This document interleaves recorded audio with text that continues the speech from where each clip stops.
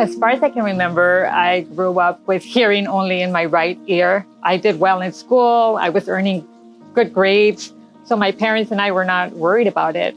It wasn't until my senior year in high school that I started noticing that I was missing out parts of conversations.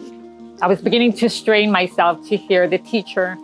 So I got tested at that time, and that's when they diagnosed me with mild hearing loss in my right ear, which again was the only ear I had hearing. So I got a hearing aid, and that served me well for many years. I finished college, I started my career, I got married, traveled, I was living a full life. And then many years after, the loss did become, it progressed. And so it was then diagnosed as moderate hearing loss. But they adjusted the hearing aid. And again, that served me well for many more years. I want to say at least 30 years, I was fine with just the hearing aid that I had.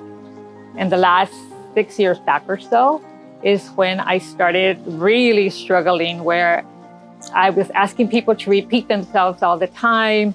I was missing big parts of conversations or misunderstanding the conversation. And went in to get tested. Sure enough, I was now at severe type hearing loss. And then 2 years after that, it dropped again to the profound level. And the audiologist said, this hearing aid is no longer going to serve you well. And it's just a matter of time before it doesn't help you at all. You need surgery. And I found out about Cochlear Implant. I came to USC Keck Medicine. I was aware that they had a very good reputation.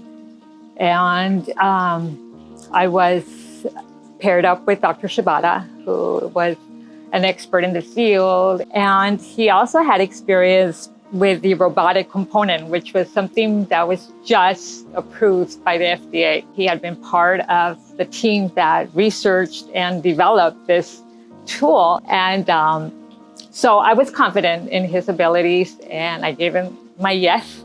And so I had that surgery. After the first 3 weeks after surgery, the implant was activated. And I had been warned that most likely I would not be able to understand speech. And so I was prepared for that. So they said, keep your expectations low because the brain has to retrain itself to process the sounds. And so I was fine with that.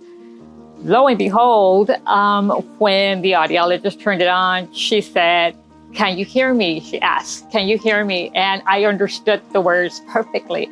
It wasn't her voice. It sounded like Mickey Mouse, but I was definitely getting clarity that I did not have prior to the surgery. It's life-changing. It just definitely is like an opportunity to continue with my life and be fully productive. I wish I had done it sooner. If I had known the clarity and how much it opened up my world, I wish I hadn't stalled for so long. The doctors, Dr. Shibata, and my audiologist, Dr. Pond, and everyone that I came across at USC were just phenomenal. And I would definitely encourage anyone to take advantage of that opportunity if it comes to them.